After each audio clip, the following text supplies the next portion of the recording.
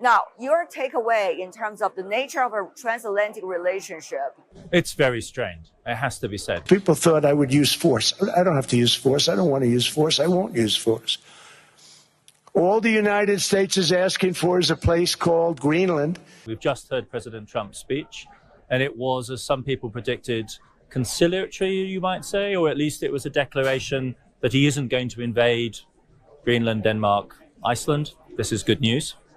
But the general mood here is one of incredible tension, alienation, bewilderment, surprise, confusion, anguish, pain. I mean, I have dealt with some of the Trump people these days, and it is very hard work to handle them. They are very, very aggressive. It's just professionally difficult to do. And I think that sense is running across everyone here. And it is specifically the Europeans, I think. Canadians being counted as an extension of Europe in this sense. Yeah. Trump singled out Mark Carney for obvious reasons because of his powerful speech and his obvious seriousness having been to Beijing. It's very tense. Europe clearly has to fix its key issues: the lack of growth, the lack of GDP per capita growth, and the three pillars of our strategy in order to deliver more sovereignty, more efficiency and more growth would be based on protection, simplification and investment. We've been hearing speeches coming from the European leaders, whether it is the EU commissioner or it is the French president, and the list goes on. Now, do you see there's any consensus among them? It really is. I think we heard from the people who spoke up vocally a kind of unanimity, which is not that we aren't willing to talk with the United States about what America's interests in Greenland are, but an absolute refusal of coercion, whether it's by means of tariffs, let alone by military means, as a way of addressing those concerns. That, I think, is the bottom line on the European side. No coercion, no violence. Amongst somebody that you think of as your allies, between you and your allies, there cannot be that mode of interaction. And the Trump administration finds that hard to deal with because they actually they like the bullying element. It's more and more clear from every interaction that you have that that's a key part of their policy. So I think that is a bottom line. But it is notable we haven't heard from everyone in the same way, and the central problem of concerting European opinion remains. The big issue for Europe, it has to be said, is Ukraine. This is the key issue. The national security concern of the East remains the abiding European preoccupation. I think it explains Europe's policy throughout this first year of the second Trump administration. And that's where you will also see very considerable differences. And the willingness, therefore, of people to compromise or stand relatively firm depends on that. Talking about that, it's very interesting to see the European list of things urgent to deal with the United States. It's getting ever longer. Yes. For example, it's, as you said, Ukraine, there's also Greenland, and there's tariff, and there are many other things. Digital regulations. Exactly. So what does that mean for the Europeans? Is the United States already exerting enough pressure for the Europeans to crack? Well, I think actually what we've seen, the optimistic reading, is that it's exerting enough pressure for the Europeans to consolidate. And I don't regret President Trump telling us that he's not going to invade Greenland. That is a considerable source of relief. I never thought I'd say that, but I feel relieved. But what I worry about is that having disappeared as a threat, that the energy that we were seeing in the couple of days will begin to ebb away. And that, I think, will be really regrettable, because everyone who has watched this relationship, since, you could say, even the Obama period, because Obama was a professional international politician, but he was cool on Europe. Cool. The first Trump administration should have been the wake-up call. I think, unfortunately, the Biden administration, which was classically Atlanticist, put the Europeans back to sleep. And now they're waking up again. And I think this is a tendency, this has got to be something we have to fight. Europe has to understand the need to stand on its own 2 feet. It will, in fact, be better for its relations, I think, both with the United States and with China, if Europe is stabilized as a single coherent actor, able to clearly state and rationally argue for its interests. Yeah. Let's take a look at what has happened since the earlier few months ago. First of all, there was the Munich Security Conference last year, famously for the divorce between the United States and Europe. And then we also see the national security paper coming out of Washington, describing European continents probably has an even more threat than some of the other earlier believed the so-called rivals. Yeah. So, and now we are seeing the World Economic Forum related to Greenland and other topics. So how do you see the evolution of this discussion and also the interaction between the two sides? What is fascinating is that this is a kind of multi-stranded push. And what we saw at Munich was led by Vice President Vance. And Vance, for me, stands for a cultural revolution, a culture war politics, which he took very aggressively to Munich. It was basically an accusation against mainstream European parties that they marginalized the far-right parties that the MAGA Trump people feel themselves aligned with. So it was a kind of line struggle across transatlantically, with Vance demanding more space for his political friends. That ran through the whole year and manifested very loudly in the national security strategy, which downplayed ideological divides, conflicts between the United States and China or with Russia. It sort of took those for granted. Different systems, different rules, different ideologies, okay. But with Europe, it's different, because the MAGA campaign in the US, which does think of itself as kind of pushing a cultural revolution, understands that it has no business talking about Chinese politics or Russian politics. But Europe is the extension and the echo chamber, and places like Davos, quintessentially, are zones where liberal Americans, the professional managerial class of America, goes for inspiration, consolidates its values, learns from the Europeans, and vice versa. And we've seen Gavin Newsom here, who's clearly in his element, John Kerry, that entire old guard of American liberalism. Al Gore comes back every year. This is their stomping ground. And the MAGA people quite correctly sense that confronting Europe is part of their domestic political struggle. And then there's Greenland, and no one really knows. Where Greenland comes from is something out of the geopolitical imagination of, I believe, the president himself. It's very difficult to get anyone on the president's team to talk seriously about it, because I don't think they really understand either. However, the issue of energy is for real. Yes. How do you see the element of energy, lifeline for Europe to prosper, played in this transatlantic relationship, for now at least? Oil for the Europeans is a stable thing. Europe has been saturated with oil for decades. It's not a booming market. We're really talking about electricity generation. And so we're talking about the trade-off really between gas, wind, solar, and batteries. Right. Those are the real options. And what the Europeans realized during the Ukraine conflict is the dependence on pipelined Russian gas was very risky for them because of the geopolitics. And there was a lurch towards two things: accelerate renewables, solar and wind, in using large quantities of Chinese solar panels to do the solar build out. Wind is different, that's done more domestically, and buying American LNG. And the president, with his pro-American oil and gas producers hat on, is a export gas president. He goes around the world doing these giant LNG deals, and the Europeans side up to one. The problem is that he's also a low energy cost for American consumers president, which is totally in conflict with his commitment to the interests of the American oil producers. And so with that hat on, he's let's go and take control of Venezuelan oil and pump that into the market and help to bring oil prices down. And so there's as with so many things in the Trump project, there's these deep contradictions between his commitment to energy dominance and what does it really mean? Does that mean cheap energy for American consumers or big markets for American producers? Opening up the big market for American producers might reduce the pressure on the American market, but there's very little coherence in his thinking about these basic issues, which is not just a Trump problem. It's a conflict inherent in America's situation, which is that it is a oil power and a gas power, both as a producer and a consumer.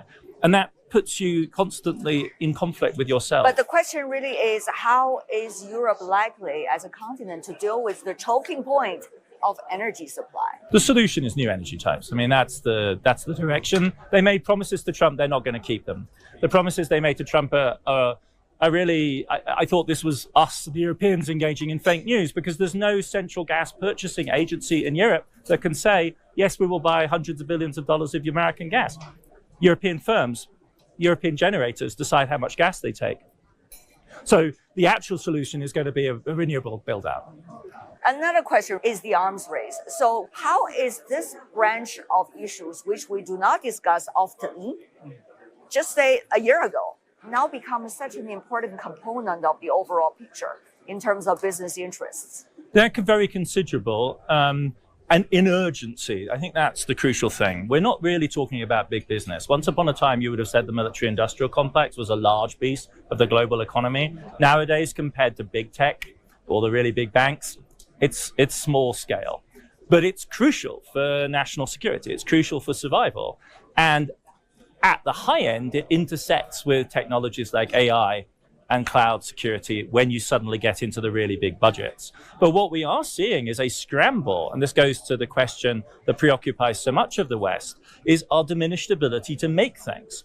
And the explosive quality of that question is that China, of course, has emerged as the dominant manufacturing power of the 21st century. And so you see this national security anxiety, fear about deindustrialization, the realization that China is the absolutely dominant manufacturing power, and then an argument within the politics of both Europe and America, we heard it from the president, about how you handle the distributional costs of a big armaments ramp up. I mean, Trump has been talking about 1.5 trillion, crazy numbers, he likes the big numbers, but more seriously, the Germans are pushing the share of defense spending in their GDP towards 4% quite systematically, and that will generate a very substantial new market. The problem for the Europeans is, as always, can they agree to do it together? Or are we going to get a series of rivalrous projects, or are we going to get projects which are ultimately dependent on American technology for the really high-end stuff, which is missiles? We have been seeing some interesting signs in rhetorics, at least.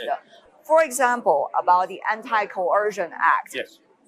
For example, about technology sovereignty.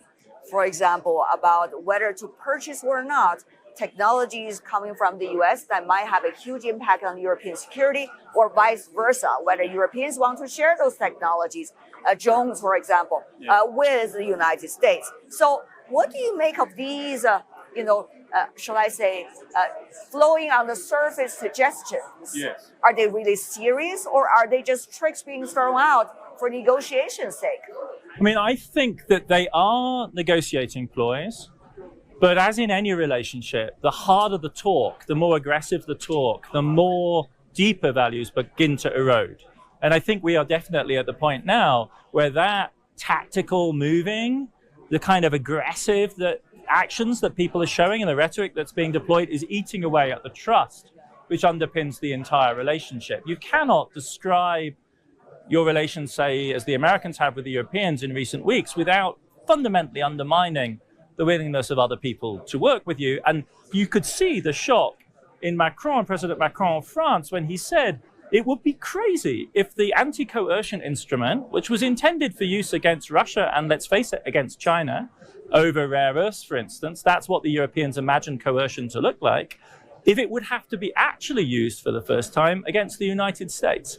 And that level of kind of disbelief almost is beginning to move through the European system and change attitudes in quite a deep way.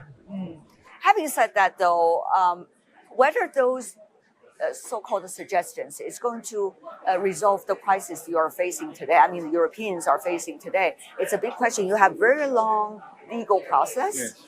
And you need to have all the capitals to agree on that. Yes. And also you need to have enough next step to deal with if there were actually reactions coming from Washington. Yes. So have Europeans been thinking about all of these every step of the way, or this is just, let's talk about this? Europe is a very unusual thing in that it's a political system that is making itself up in history. It is not simply a given thing, but something that has to be created. And as one famous European, Jean Monnet, said, Europe is the series of answers we have given to the crisis that we have collectively faced. And what we're seeing on defense with Ukraine and the threat of American withdrawal from Europe is a sudden willingness on the part of all of the key players in Europe to consider, for instance, common financing by debt of military spending. And those are the sorts of moves to look for. In this kind of ratchet, there are crucial thresholds which you cross, and when you cross them, it changes the game. It started with COVID, and it has now moved to anti-coercion instruments. It is now moving to common funding of defense. And those are the moves to trace in real time. Yeah. What Europe isn't is simply a fixed polity with a clear shape. That doesn't mean that it's not capable of developing in very, very powerful ways. Right. Look at this year, it's the midterm election. Yes.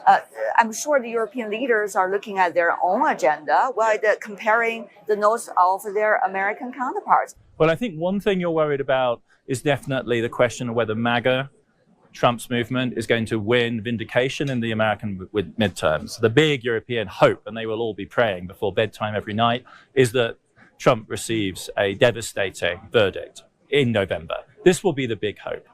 I think that is really a weak way of responding to the situation.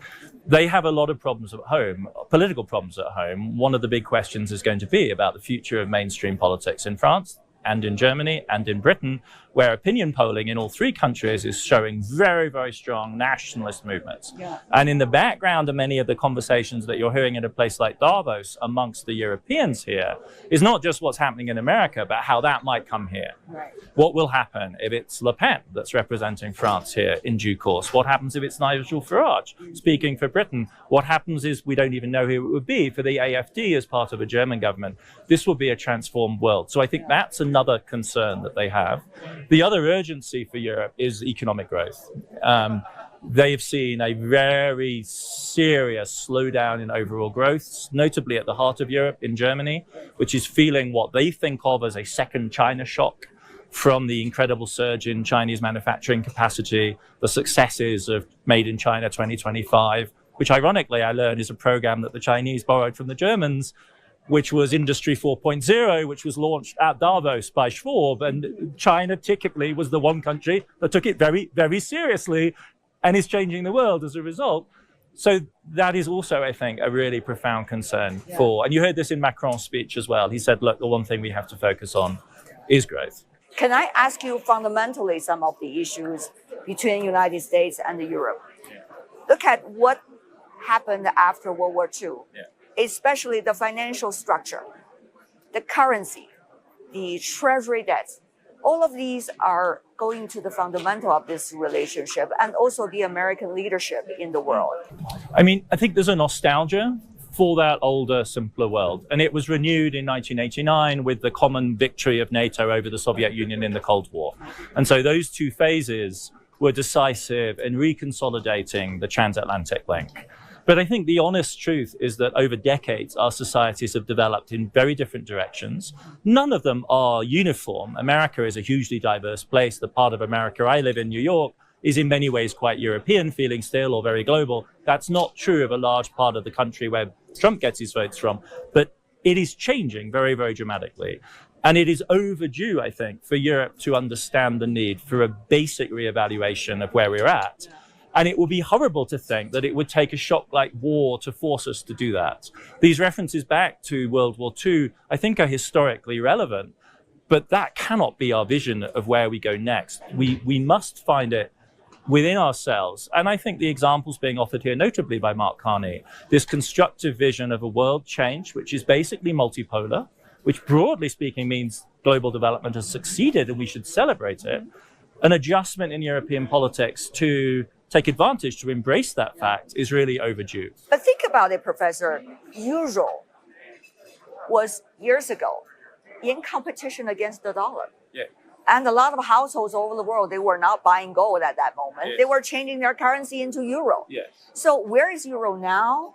How is it likely to be its role in the overall cross-Atlantic negotiations and discussions? So I think in the early 2000s, shortly after the euro was introduced, there was that sense that they would be competitive currencies.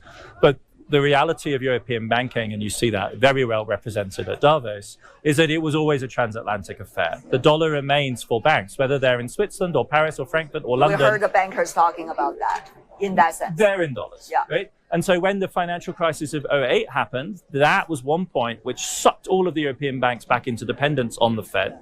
And then the second thing was the crisis of the Eurozone, which shaped all of Europe's policymakers in the 2010s, which again demonstrated the fact that there really is only one game in town in the West in terms of currency politics. What we're seeing now, though, is a quite extraordinary development, is Christine Lagarde, the extraordinarily experienced Bank president, formerly of the IMF, formerly of French finance ministry, taking responsibility for gathering all the central bankers of the Western world, I believe, to express solidarity for Jerome Powell, the governor, the chair of the U.S. Federal Reserve, in his defense against the Trump administration. And that is you could say, a kind of demonstration of both a shift in power balance, but also Europe's urgent need to stabilize the United States as the anchor of the only system that Europe knows so far. For Europe to be truly an independent player, it would need a radically different fiscal constitution. It would need debt markets that are as deep as the American debt markets. We are decades away from that, even if the Europeans chose to go down that route. The EU recently have been having one of the largest trade pact in history. And look at those economies. They are, so to speak, in the backyard of the United States and in the middle of what the US described as so-called Western Hemisphere, according to the recent national security paper. Yeah, I mean, first of all, it's important to say that this new version of the Monroe Doctrine is obviously grotesque. I mean, it's an entirely inappropriate claim to authority and power of the United States over the Western Hemisphere. And even if they can make it stick against the Venezuela, they can't make it work against a Mexico or a Brazil. Argentina is in such bad shape that Milei is quite heavily dependent on Trump, but that's because they're in crisis. I don't need to tell you that Brazil's major trading partner is not Europe or the United States, but China. The same for Chile, the same for much of Latin America now, thanks to the very constructive, heavily investment-driven policy that China has pursued. I think Europe thinks of itself as catching up with China, and all of them are basically just ignoring the silly noise coming out about Monroe doctrines from the United States. No one can take it seriously. It's absurd. If America was seriously interested in Latin America, it would have had a Latin American investment, trade policy, a migration policy to actually open up that corridor and make it powerful and generative. NAFTA with Mexico would not just be a trade deal. It would be like the EU. It would be a Schengen area. None of that, right? So the United States has failed in the historic opportunity of actually building a cultural, political, social unit out of the Western Hemisphere. And so not surprisingly, China as the great source of demand for raw materials and Europe as the great rich market are also opening their doors. How much will come out of this? It's hard to tell because there's a lot of trade already. And the real missed opportunity is trade within Latin America. It's the fact that Brazilians and the Argentinians barely trade with each other. That's the real problem for them, I would say. Where we could go next, and von der Leyen mentioned this, is India. And the big trade deal would be a EU-India, the mother of all trade deals, right? That would be, it would be India-EU. Yeah. I will travel to India. There's still work to do, but we are on the cusp of a historic trade agreement. Indeed, some call it the mother of all deals. That would be it's a complex trade deal. Indians are not easy to do trade deals with. They are co-responsible for paralyzing WTO. And there's such a huge income differential between Europe and India that any kind of tight integration would be quite difficult to achieve. Right. But it's steps in the right direction for sure. And I think that is the future. Those sorts of bilateral, multilateral, but not fully comprehensive deals. Final question. Where is Europe, especially the EU countries, in terms of global governance? When we say that, we talk about the United Nations, of course, the geopolitics, and we also talk about WTO and some of the other international platforms. Where is Europe going to be as a result of all of this we are seeing today? It was such an interesting contrast between Ursula von der Leyen's speech and the Chinese Vice Prime Minister who came and spoke here. And they spoke back to back.